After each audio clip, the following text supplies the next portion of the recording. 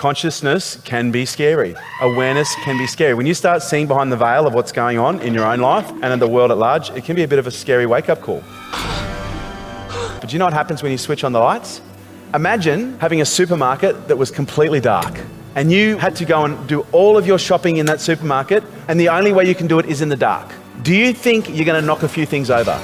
Do you think you're going to make a bit of mess? But then all of a sudden, someone comes along and says, hey, that looks like a light switch, doesn't it? Hey, Damien, there's a light switch over here. And Damien goes, dig, dig, dig, dig, dig, dig, dig, dig, dig, and all the lights and all the aisles light up. You're going to see mess up every single aisle. And some of you will go, turn it off, turn it off. Or some of you will turn it on and go, clean up on all three.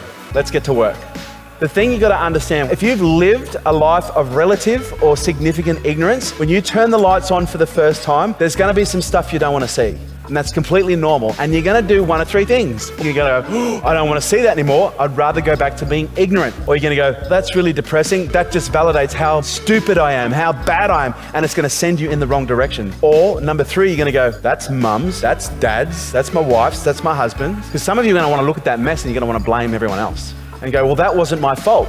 But it's in your supermarket now, isn't it? If something is in your world, you played a role in its creation. And the sooner you accept responsibility for your ability to do something about it, the sooner you can actually shift it. Because when something that happens to you is someone else's fault, what do you need to wait for in order for that problem to be fixed? You need to wait for them to do something about it.